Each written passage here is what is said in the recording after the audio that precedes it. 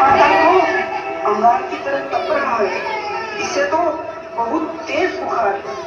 आप बिना कुछ भी बोलते हैं, दीजिए मुझे। माधव, माधव, जल्दी से वैद्य जी को बुला के लाओ। जी, अभी बुला के लाता हूँ। ये तुम क्या कर रही हो आनंदी? भगवान की विभूति लगा रही हूँ। बस करो आनंदी, ये सब अंधविश्वास है। अरे आप यकीन तो कीजिए, भगवान की कृपा से इसका माथा ठंडा हो रहा है और बुखार भी उतर गया है ना बाबू? देखिए, दीजिए मुझे। उठो बाबू, आंखें खोलो, तुम्हें तुम्हारी माँ बुला रही है।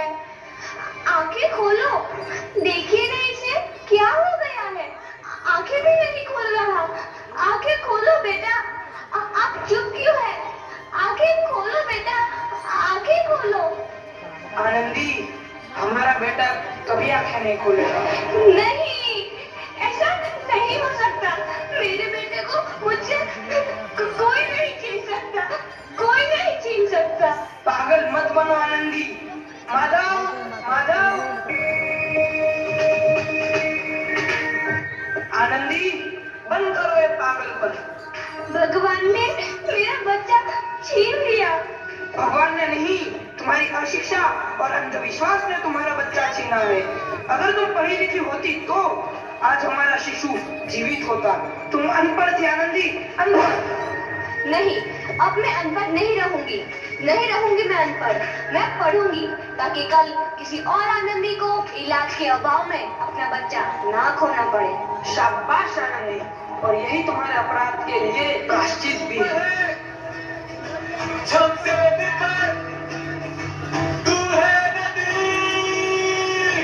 आनंदी, तुम्हारी 12वीं का परिणाम आ गया है।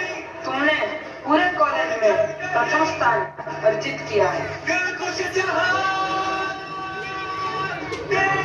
आनंदी, तुम्हारी मेहनत रंग लाई है। तुम्हें शिक्षा वृत्ति मिली। ये लो तुम्हारे अमेरिका जाने की टिकट। मुझे शिक्षा वृत्ति मिल गई, मैं अमेरिका जा रही हूँ। पर ये सब मैं अकेले कैसे कर पाऊंगी? आनंदी, अपने आप को इतना कमजोर क्यों समझ रही हो? फिर इतना पढ़ने लिखने का क्या फायदा? तुम अभी गवार की। गवार नहीं हूँ मैं अब गवार।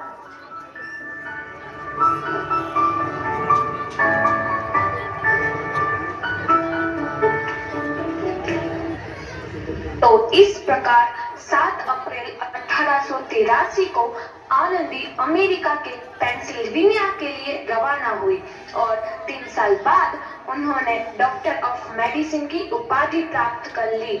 इधर आनंदी के पिता की तबीयत बहुत खराब है। आगे क्या होता है देखते हैं।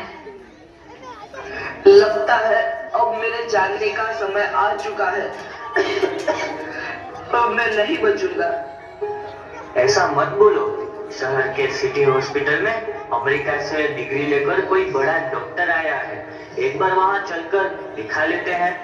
हाँ, सही बोला भैया, कम से कम दिल को तसल्ली तो मिल जाएगी।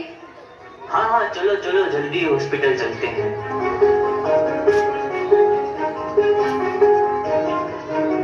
इस मरीज की हालत तो बहुत ही खराब है। कोई चमत्कार ही इसे बचा सकता है।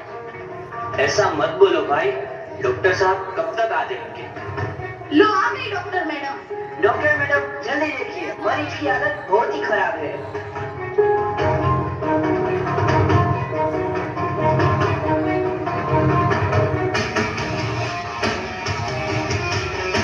अब आप बिल्कुल ठीक है।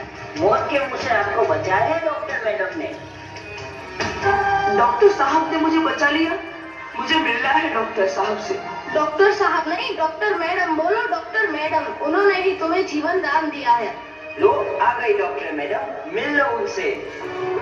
डॉक्टर मैडम, आपका बहुत बहुत धन्यवाद। आपने मेरी जान बचाई। इसके बदले में मैं गरीब भला आपको क्या दे सकता हूँ? वचन चाहिए मुझे कि कभी ये नहीं कहोगे कि लड़कियां कुछ नहीं कर सकती। वचन? ये कैसा वचन? अरे श्यामलाल, तुमने पहचाना नहीं? तुम्हारी बेटी आनंदी। आनंदी? मेरी बेटी आनंदी? डॉक्टर? हाँ बापू, वही आनंदी जिसके लिए बचपन में तूने चूल्हा और दूल्हा के अलावा कुछ नहीं सोचा था। आनंदी, आनंदी मेरी बेटी, मुझे माफ कर दे, मैं तेरा गुनहगार हूँ बेटी। नहीं नहीं बापू, वही आनंदी जिसके हाथ पे लेकर के तुम उसकी सारी जिंदगी काला कर देना चाहते थे। माफ कर दे मुझे मेरी बच्ची, माफ कर दे, मैं तेरा दादी हूँ मेरी बच्ची, माफ कर दे।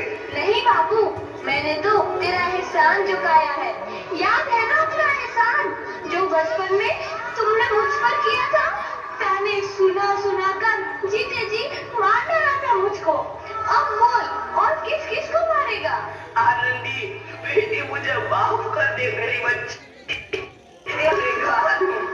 बापू, आपने ही तो बोला था किताबें सिर्फ बेटों के हाथ में अच्छी लगती है, बेटियों के हाथ में तो सिर्फ मेहंदी। और बेटियों में फर्क करना तो आंखों में फर्क करने समान है। एक का पढ़ना और दूसरे का ना पढ़ना सामाजिक अंधकार है बापू, सामाजिक अंधकार।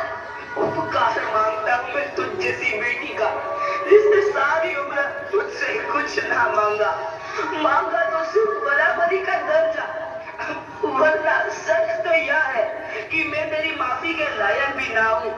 मुझे मेरी बराबरी कर सके उसके मैं लायक भी ना हूँ मेरी बेटी, मैं लायक भी ना हूँ। अपने बापू को क्या माफ नहीं करोगी आनंदी? माफ कर दो आनंदी, माफ कर दो। सुबह का भूला यदि शाम को घर लौट आए तो उसे भूला नहीं कहते।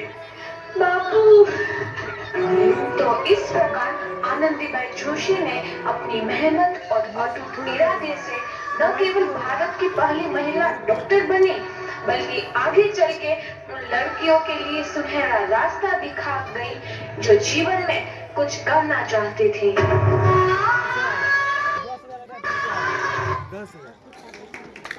बहुत शानदार।